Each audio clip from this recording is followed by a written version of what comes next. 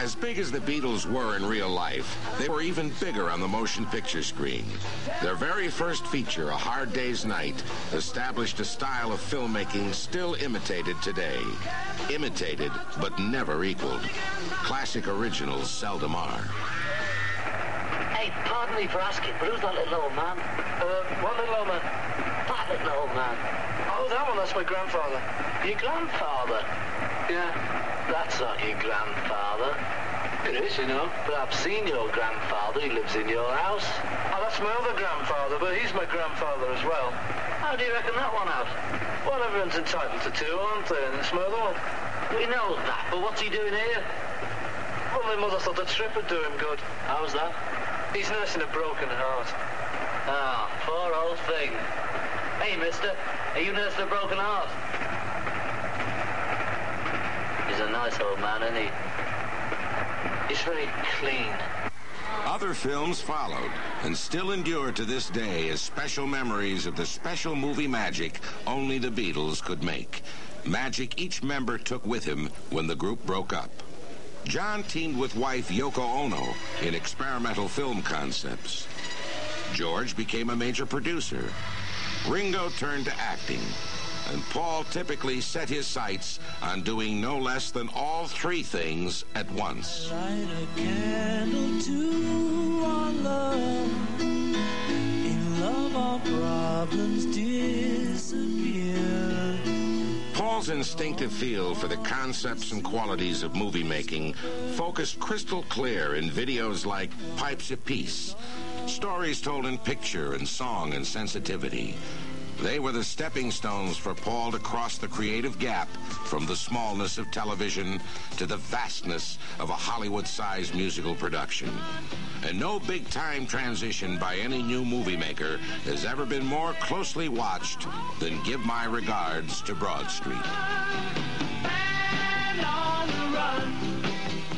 I had a lot of commuting to do when I was making the album Tug of War. I was driving. Each day I was driving for 4 hours, 2 hours in, 2 hours back.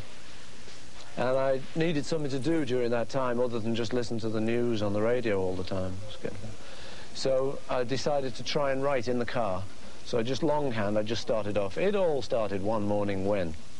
And I just kept going, just kept pushing from then on. Started to have a couple of nice ideas that I was getting interested in. And it started to build, you know. Soon there were 12 pages and soon there was 24, and, you know, in the end I had this script I was sort of looking through and thinking, well, this isn't bad. If movement's a nice thing with the camera while they're doing, which probably will. Yeah. Working closely with young award-winning British director Peter Webb, Paul was determined to keep full and close control of his script from beginning to end. We did the final thing of sending the script around to a few people, who, of course, did the other final thing of sending it back and saying, no way should you make this. But how's about this script that we own? This would be a terrific vehicle for it. So, you know, we got through all of that and we thought, oh, hell, nobody's going to tell us to go and do this film. You know, they're all going to say, why won't you do our film or something? So we got through that phase and we said, we're going to just push through, we're going to have fun, we're going to make our film. Oh, you could have hours if you give me a minute. Great. Got it? He seems to me to be turning away a little bit too quick. If you can get that on I'm on drums. Just give it a Like you did on the first at the one. end before you turn away. You can have hours if you give me a minute. And then just a little, hold yeah, the just look. hold for kind of You can have hours. For Paul, the making of Give My Regards to Broadstreet was a labor of love. Surrounded nicely by old friends like Ringo Starr and his actress wife Barbara Bach, George Martin, the veteran Beatles producer, arranger, and resident recording genius, and as always, Linda. Give My Regards to Broadstreet is a dozen stories rolled into one, time-traveling fantasies interwoven with Paul's frantic search for the missing master tape of a brand-new album. It's an imaginative romp, based on moments from Paul's past, like ballroom dancing back in 1950s Liverpool.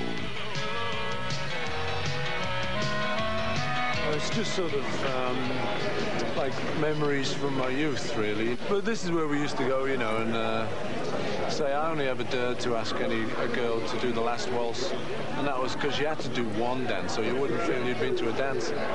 And there's nearly always a fight, especially when we were the band. There was always a fight, you know. So it's a mixture of all of those memories. You were saying about Yeah, so we do that. So I'm going to be telling you higher. Yeah, you Oh, I see me remember with you, black hair. Danny Joe. Remember me? Who are you? I knew you, mate. So I'm going to be telling you about the song and plonking away, okay? And you can just sort of say anything you want, right? Like something like this. Okay.